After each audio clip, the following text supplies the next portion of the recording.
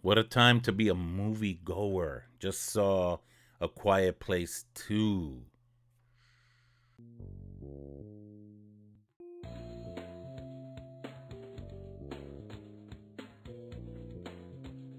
If you like what you see here, please tap on that bell for future notifications, for future horror and coffee content.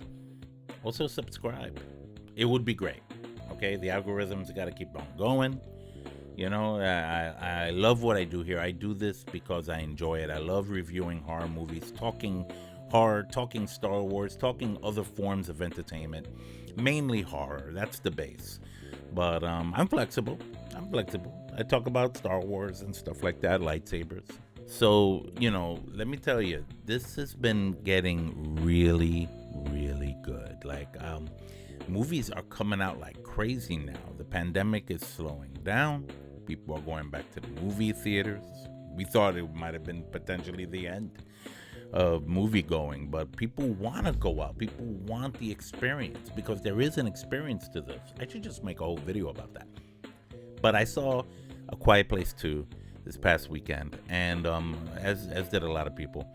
And I have to say, I enjoyed the first film, the first Quiet Place, and I have to say I really enjoyed this one too, even a little bit more.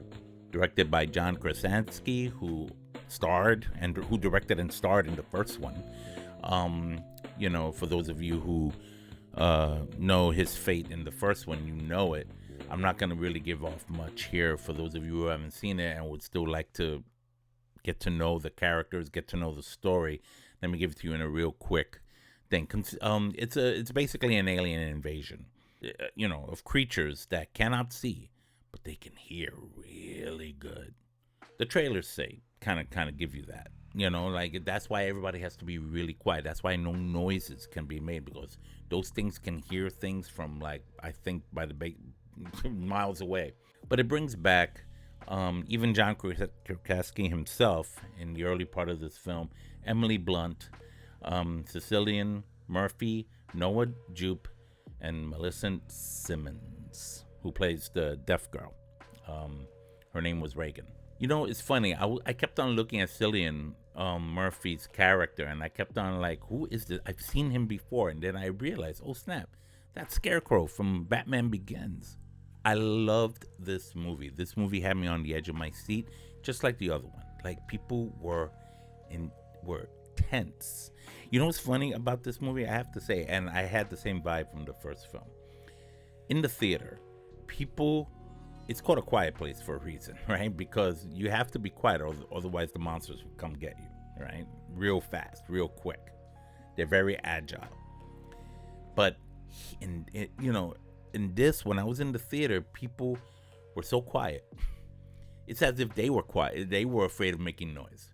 Like that's how involved you got into the characters, into the plot. I felt like I couldn't even make any damn noises because I was like, oh my god. Like my wife was like making noises with the wrapping of the candy, and I was like, shut up. I didn't say that, but it was. I felt it.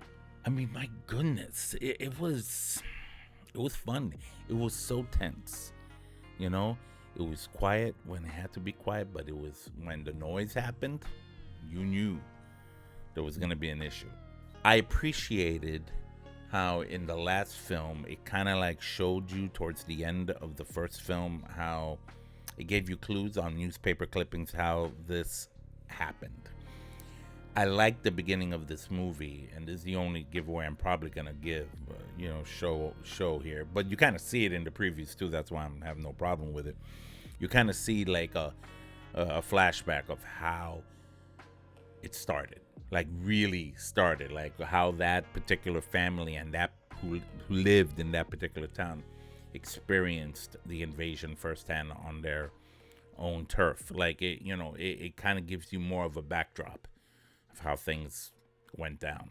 The strongest character in this movie was Reagan, the deaf girl, the girl who was hard of hearing, and she was amazing because she knew how to communicate, and she was so brave. She was brave in the first one too, but it's like she's becoming more, somebody, of her own. Like she ventures out to try to save her family, to try to find a way, to not only continue to exploit the weaknesses of these creatures, which more exploitations are discovered in this film. We found out at the end of the first one that there was an issue, but that they can like capitalize on. But in this one, a few more turn up. So it's like, which helps us, which helps develop the story into more of a, this is not the end of humanity. The way they made it seem in the first film, we were like, that was it. It was like a zombie invasion or an alien invasion, and this was the end of the human species. We're talking extinction event level. But there's hope. And this movie shows us and gives us the message that there's hope. Now, is there hope for the individuals? That's where you got to be careful, right? And so you go on this journey with Regan, with the mom, and her name is Evelyn. And remember, they have a baby. She gave birth to a baby, okay? And this movie is it jumps right. It takes off right where the first film ends. And if I would look at it as a TV series, I would look at it as a TV series, except they're in movie format. We saw part 1, we saw part 2, and don't be surprised if we see a part 3 already in the works in the not too distant future. What's crazy? I look at the information of this film, and it says that this movie, its release was actually a year ago, 2020. It was supposed to have been released last year, but because of the pandemic putting a stop to everything, they were patient. They didn't put it on a streaming service or anything like that. They just waited for for things to die down, and now that things are starting to slowly come back to normal, at least in this country, there's still countries out there that are suffering greatly. We have to be careful, we have to pray for them because it's a mess. But I digress. This movie had the feeling of suspense, much suspense. You get to see the monsters a little bit more with detail. You get to see the backdrop and background of these characters, what they were doing at the time of the invasion. You get to see the bravery of Regan, and you also see the tortured soul of Emmett, who Cillian Murphy played. He was a neighbor, a part of the town, and they come across him. You see him in the previews. I'm not giving anything away. It's already shown in the previews if you saw him. And he's struggling. He's thinking that there's people out there not worth saving. And to a certain degree, he's right. You kind of see a little bit of that in the film, but at the same time, there are people worth saving. And he learns that. And who teaches him that? Regan. And I think there's a teaching moment for him. It's a teaching moment for us. That not all people are bad, even in the worst of times. I'm going to give A Quiet Place Part 2 4 coffee cups because I enjoyed it so much. It's something I'm going to buy when I get it. When it comes out on 4K, it's definitely a keeper in my collection. And, I would definitely persuade you to do the same.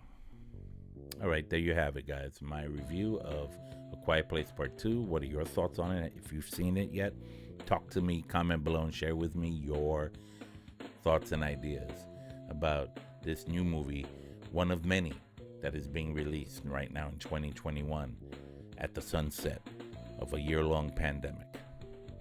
Let's continue forward with hope, just like the movie likes to give us. This is Ralph Perez from Horror and Coffee. Take care.